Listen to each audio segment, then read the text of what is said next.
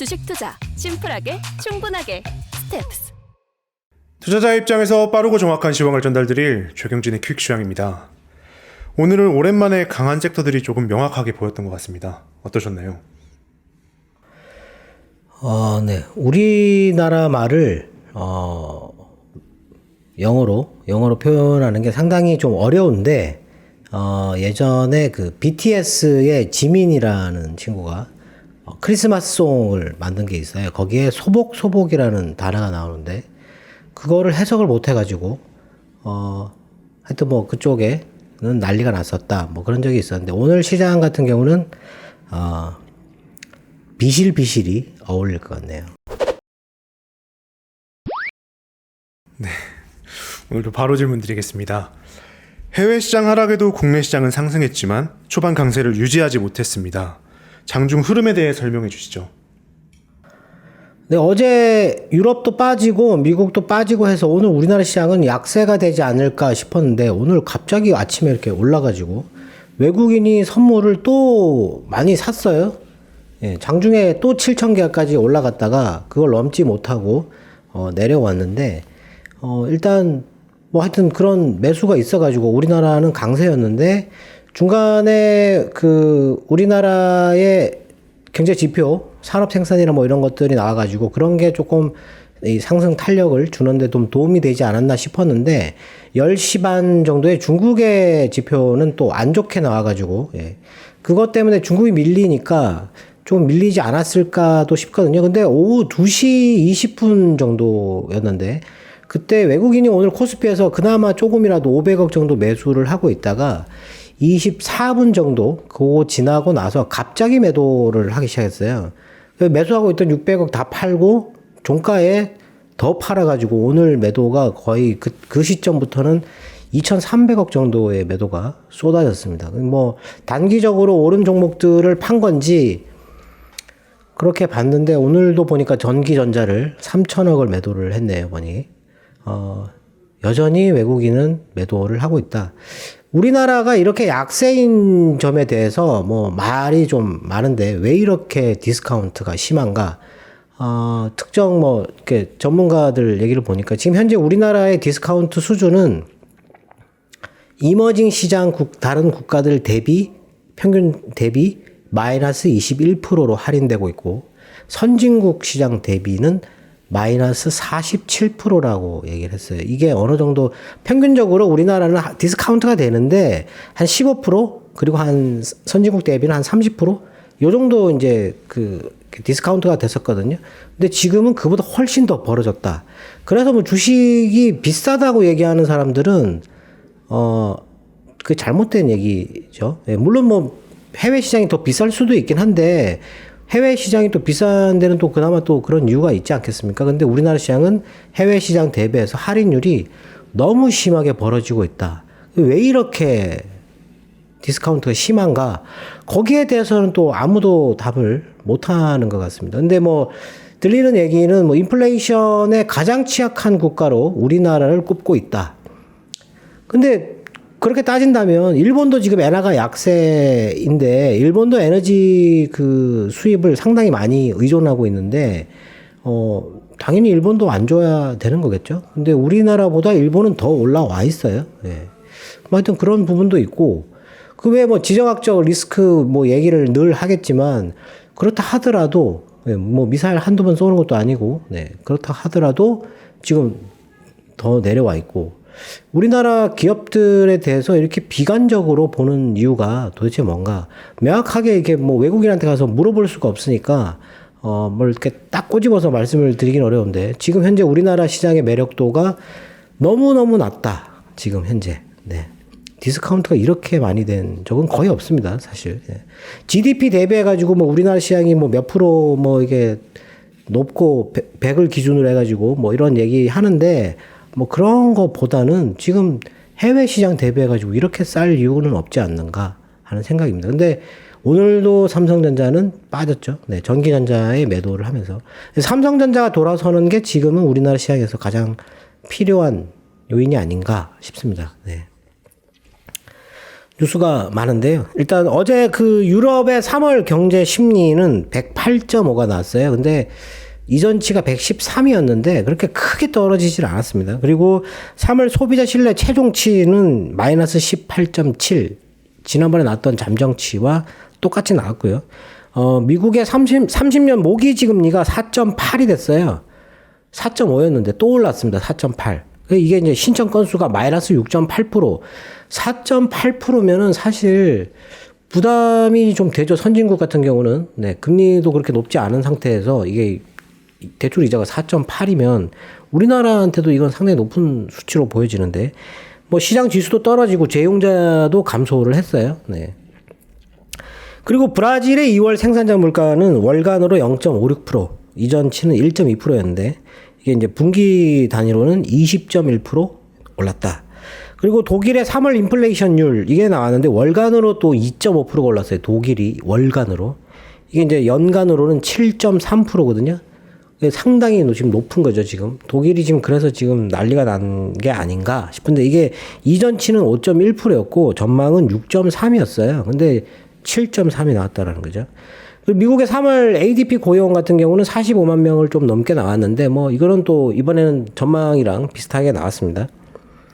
그리고 미국의 4분기 근원 개인 소비 지출 물가는 6.4%, 이게 이전은 5.3%였고요.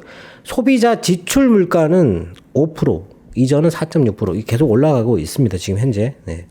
그리고 미국의 4분기 경제 성장률은 원래는 7.1% 나올 거다라고 얘기했는데 6.9%가 나왔어요. 4분기 미국 성장률이 거의 7%잖아요. 7%. 7%인데 물가가 지금 7%가 나와버리면 성장률 다 깨먹는 그런 현상인데 하여튼 이 정도 성장률이 유지가 되고 있기 때문에 미국 시장이 좋다 지금 현재. 예. 1분기는 어떻게 나올지 모르죠 아직. 그리고 러시아 지표가 있는데 뭐 사실 중요하진 않지만 2월달 실업률은 4.1%, 이전이 4.4%였어요. 많이 떨어졌고 2월 소매 판매는 5.9%, 이전은 3.6%였습니다. 네, 많이 늘었고 3월 기업 신뢰는 마이너스 2가 나왔는데 3월달 러시아의 소비자 물가는 15.56%가 나왔습니다. 상당히 높게 나왔죠. 지금 현재 러시아가 금리를 20%로 올려가지고 이게 이제 물가가 이렇게 높으니까 잡아야 되는 거죠. 그리고 아침에 우리나라의 3월 그 기업 신뢰 지수가 나왔는데 83이 나왔어요. 이전이 91이었거든요. 예, 우리나라 기업들의 그 기업 활동 환경이 상당히 나빠지고 있다라고 생각하는 것 같습니다. 지금 현재 원자재 가격이 많이 뛰었고 그리고 뭐 또 다른 요인도 있겠죠. 그리고 2월 산업 생산은 월간으로 0.6%가 늘었어요. 전망은 이번엔 제로가 될 거라고 생각했는데 전망보다 높게 나왔습니다. 이게 연간으로는 6.5%, 전망은 4.5%였는데 소매 판매는 월간으로 0.1%가 나왔는데 이건 이전치는 마이너스 1.9%였어요. 네. 2월 달에 경제 지표는 우리나라가 괜찮았다. 뭐 아침에 이것 때문에 좀 오르지 않았을까 하는 그런 생각이 들고, 중국의 지표가 나왔는데 3월 달 그 통계국에서 발표하는 제조업 PMI가 나왔어요. 이게 49.5가 나왔습니다. 이게 이전치가 50.2였거든요. 전망은 49.9였는데 그거보다 떨어졌다. 그리고 비제조업 같은 경우는 너무 많이 떨어졌는데 48.4가 나왔어요. 이게 51.6이었거든요. 이게 코로나 때문이지 않을까 이런 생각인데 지금 이 코로나로 중국 경제는 상당히 안 좋다라고 보여지죠. 이것 때문에 근데 오늘 중국 시장은 그렇게 하락이 크지는 않았습니다. 지금 빠지고는 있는데 크지는 않았다. 근데 뭐 이거 눈치 볼 거는 아닌데 우리나라 시장은 또 이게 그 비제조업 서비스 쪽이 이렇게 나빠지니까 우리나라도 조금 영향을 준 게 아닌가 하는 생각도 듭니다. 근데 안 좋은 거는 맨날 갖다 붙여서 영향을 받는다고 하고 오르는 좋은 거는 왜 영향을 안 받나 하는 거죠. 예. 장중에 오늘 우리나라 시장의 그 유가가 많이 떨어졌거든요. 그러면 유가가 떨어지면 사실 이게 시장이 좀 올라야 되는 거잖아요. 원자재 뭐 인플레이션 때문에 뭐 안 좋을 거다라고 한다면 근데 유가가 이게 떨어지고 나서 우리나라는 더 빠졌어요. 중국도 빠지고 그리고 나스닥 선물도 빠졌어요. 유가가 왜 떨어지느냐 원인을 좀 분석을 해봐야 될 것 같은데 이게 만일에 이제 경기 둔화 신호다 이렇게 보는 건지 아니면 또 오늘 호재가 있었거든요. 그것 때문에 빠졌다면 올라야 되는 게 정상이죠. 예. 근데도 불구하고 비실비실했다. 있다라는 거죠. 네. 일단 뭐 우크라이나 쪽 러시아 쪽 뉴스를 보면 지금 오늘 아침에 러시아가 그 평화 협상이 돌파구가 안 보인다고 얘기를 했어요. 또 갑자기. 예. 그리고 그쪽 키이우 쪽에 있는 병력을 20%를 이동을 시켰다라고 얘기를 했는데 재편성하고 있는 것 같다. 뭐 이런 얘기를 했어요. 미국에서. 그리고 이 평화 협상이 긴 작업이 될 것 같다. 예. 어제 말씀드렸지만 이게 푸틴이 지금 이런 상황에서 평화 협상을 한다는 것 자체가 말이 안 되기 때문에 하여튼 뭐 이게 악재여가지고 어제 유럽이 빠졌다. 근데 뭐 아무도 사실 기대를 하지 않았을까 싶습니다. 미국 쪽이나 영국 쪽에서 믿을 수가 없다 이런 식으로 얘기를 했기 때문에. 네. 그리고 러시아가 가스대금 그 루블화로 결제하는 거를 즉각 전환을 요구하지는 않겠다라고 얘기를 했어요. 그리고 푸틴이 독일 총리에게 전화를 해가지고 지금 당장은 그 유럽이 가스대금을 유로화로 결제할 수 있도록 하겠다. 이런 얘기를 했어요. 그리고 그 때문에 뭐 유가가 빠진 건지, 네. 하여튼 뭐 어제 그 독일이 가스 공급 비상사태를 발령을 했거든요. 그게 3단계 중에서 이제 첫 번째 단계, 예비 단계인데 일단 예방 차원에서 지금 현재 가스 저장량이 25% 정도, 몇 개월 정도는 버틸 수 있는데 미리 지금 비상사태 발령을 했다. 그리고 폴란드는 러시아 원유 수입을 연말까지 중단하겠다고 얘기를 했어요. 이것 때문에 아무래도 유럽은 빠지지 않았을까 싶거든요. 예, 가스 이거 비상사태. 뭔가 좀 비상사태라 그러면 급박해 보이지 않습니까? 그리고 러시아 그 외무장관하고 중국하고 회담했는데 뭐 협력을 강화하고 확대하겠다 뭐 이런 식으로 또 얘기를 했어요. 뭐 구체적으로 어떤 얘기 어느 분야인지 뭐 이런 얘기는 안 했는데, 그리고 이란하고도 러시아가 서방의 제재를 우회하기 위해서 실질적인 공동 조치를 할 것이다 뭐 이런 얘기를 또 했고, 그리고 러시아 하원 의장이 루블화 결제를 가스만 요구할 게 아니고 원유도 그렇고 그리고 곡물 쪽으로도 확대해야 된다 이렇게 제안했어요. 그랬더니 또 그 크렘린 그쪽 대변인이 당연히 그렇게 해야 될 것 같다라는 식으로 또 얘기를 했습니다. 네. 그리고 러시아가 마리우폴에 일시 정전을 제안을 했어요. 그 인도주의적 통로를 자포리자 쪽으로 개방을 해서 뭐 주민이 이게 그 피난 가도록 돕겠다라는 식으로 얘기를 했는데, 지금 현재 첩보상으로는 그쪽으로 그 유도를 해가지고 이 강제 이주를 러시아 쪽으로 그 인구가 좀 많이 없는 척박한 그런 곳으로 이 사람들을 강제로 이주시키려고 한다. 뭐 이런 얘기가 있어요. 네. 좋은 의도는 아닌 것 같다라는 거죠. 갑자기 이렇게 뭐 인도주의 통로를 개방한다고 정전을 하자고 제안하는 게 의심스럽다. 네. 이런 얘기가 있었고, 그리고 미국 재무부에서 이란이 그 얼마 전에 탄도미사일 쐈는데 그거 가지고 또 추가 제재를 또 했고, 그리고 바이든이 핵무기 그 단일 목적 원칙을 추구한다고 했었는데 동맹국들이 그거에 대해서 상당히 큰 우려를 한다라고 해가지고 그 원칙을 폐기하겠다고 했어요. 네. 그 뭐 핵우산으로 핵 억지 정책을 쓰는 거에서 뭐 공격할 수 있는 어떤 그런 쪽으로 바꿔야 된다라는 거죠. 네. 그리고 오늘 우리나라에서 소재 관련돼서 2차 전지 소재나 뭐 다른 소재주들이 다 많이 올랐어요. 근데 이 소재주들이 오른 이유, 이게 이제 바이든이 오늘 2차 전지뿐만 아니고 이런 생산에 필요한 필수 광물 이거 증산 때문에 국방물자 조달법을 동원하겠다라고 발동하겠다고 얘기를 했어요. 네. 그래서 이게 7억 5천만 달러 정도가 그들 관련 기업에 지원이 될 예정이다라고 했는데, 이게 뭐 우리나라 소재 기업들하고 무슨 상관이 있는지 모르겠는데 하여튼 뭐 많이 올랐어요. 오늘 효성 첨단 소재 뭐도 많이 올랐고, SKC도 많이 올랐고, LNF도 많이 올랐고, 오늘 무슨 소재라고 붙은 거, 솔루스 첨단 소재, 뭐 이녹스 첨단 소재, PI 첨단 소재, 그리고 머티리얼즈, 일진 머티리얼즈, 뭐 이런 머티리얼즈 이름으로 붙은 것들, 이런 것도 다 올랐잖아요. 네. 하여튼 뭐 그런 것들이 올랐고, 그리고 유가가 내린 그 이후로는 바이든이 하루에 100만 배럴씩 약 6개월 정도 매일 방출하는 걸 지금 검토하고 있다. 총 방출량이 1억 8천만 톤 정도 나올 수 있다. 뭐 이런 식으로 얘기를 했어요. 네. 하루에 100만 배럴씩. 뭐 상당한 양인데, 이것 때문에 빠진 건지, 근데 유가는 이거 전에 미리 빠져 있었거든요. 근데 이 뉴스가 아마 뭐 이렇게 번역돼서 나오고 하는 시간이 걸리니까 이 뉴스가 영향을 좀 준 게 아닌가 싶습니다. 네. 그리고 카타르가 천연가스 개발을 하는데 287억 달러를 투자를 하겠다. 그래서 지금 현재 생산량을 2026년까지 급격하게 늘릴 것이다.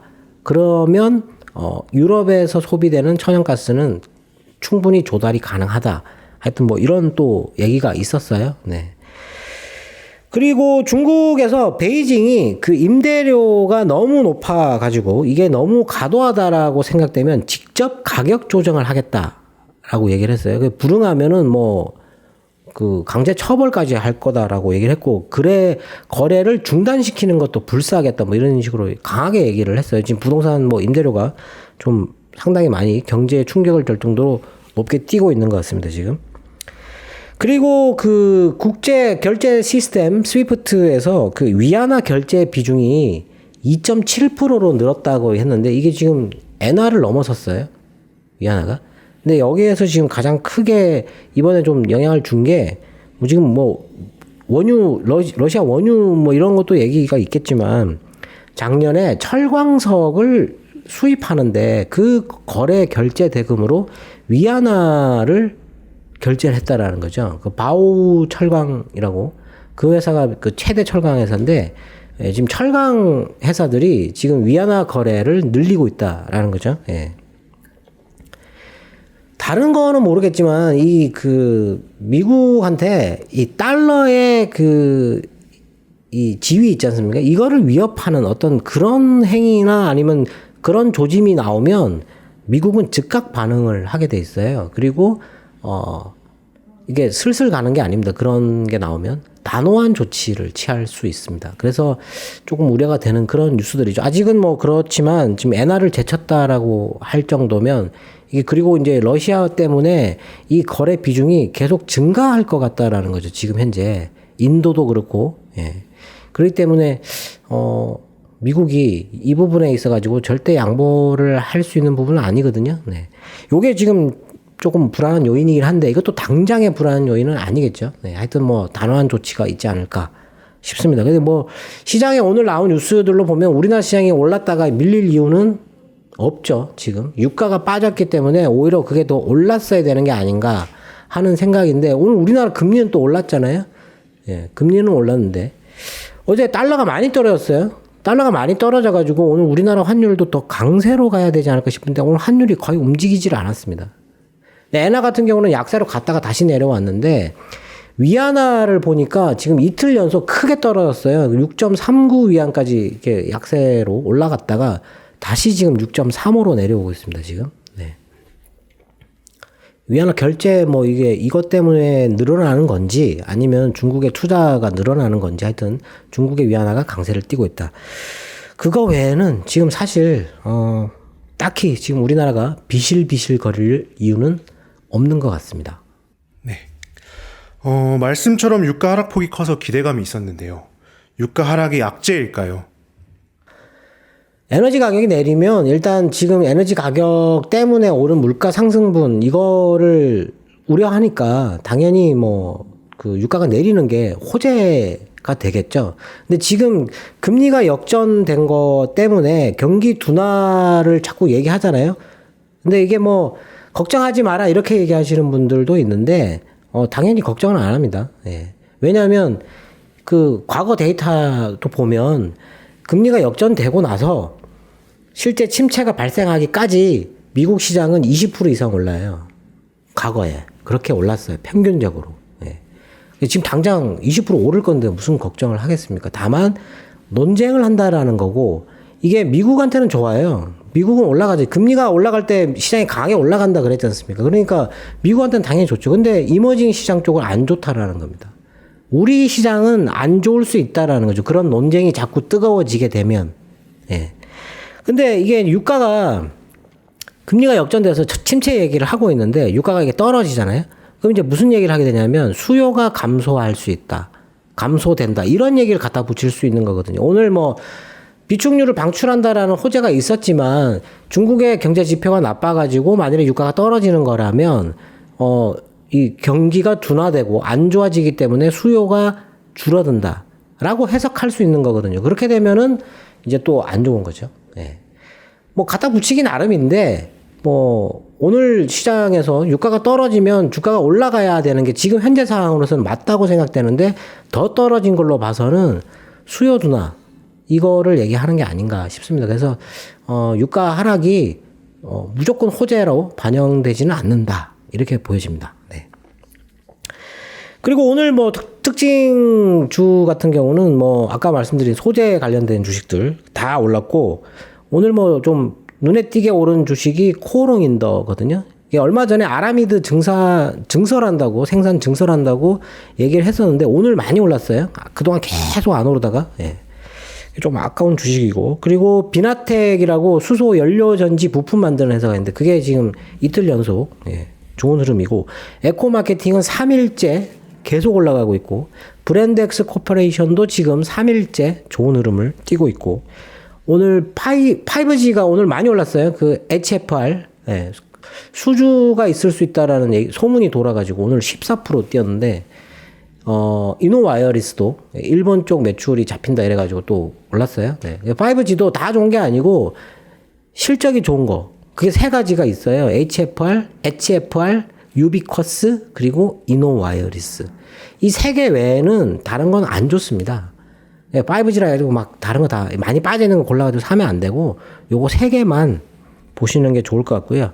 그리고 지금 관심 있게 보는 쪽이 그 디스플레이 회사들이에요. 오늘 LG 디스플레이가 갑자기 이렇게 올라왔는데 디스플레이 쪽에 그 장비 발주가 최근에 눈에 띄게 올해 들어가지고 눈에 띄게 하나씩 보인다. 그 중에서 지금 기다리고 있는 주식이 APS 홀딩스거든요. 근데 그 주식도 오늘 올랐다. 좀 그 전기전자 쪽으로 외국인이 매도를 많이 하고 있는데 아마 오늘 하이닉스 또 빠졌잖아요. 뭐 암을 공동 인수를 할 수 있다라는 식으로 추진한다라는 식으로 얘기를 했는데도 불구하고 많이 빠졌어요. 그리고 뭐 삼성전자는 계속 안 올라가고 있고 대형주 전기전자 대형주 쪽으로 매도를 계속 하니까 다른 쪽으로 중소형주 쪽으로 제가 볼 때는 중형주가 제일 좋은 섹터라고 보는데 중형주에서 관심 있게 보는 게 그 LX 세미콘이 있고요. 그리고 IS 동서, 그리고 SFA, 그리고 코오롱 인더, DB 하이텍. 요게 이제 그 중형주 중에서 좀 제일 관심 있게 보는 1조에서 2조 정도 사이. 요런 정도 기업을 보는 거거든요. 근데 증설을 하거나 어떤 매출의 급격한 확대가 좀 예상이 된다 그러면 이제 그쪽을 사는 게 맞고 지금 현재 우리나라 시장의 디스카운트 율에 비해 가지고 너무 심하게 빠져 있는 주식들 중에서 실적이 좋은 회사들 그런 회사들 중에서 선별해서 투자를 하기에 지금은 좀 좋은 시기다라고 생각됩니다. 오늘도 투자자분들의 궁금증이 해소되었길 바라겠습니다. 시장이 너무 힘이 없는데 도대체 원인을 알 수가 없습니다. 정말 외국인을 잡고 물어보고 싶은데 그래도 시장은 늘 그 자리에 있지는 않습니다. 지금까지 최경진의 퀵시황이었습니다. 감사합니다.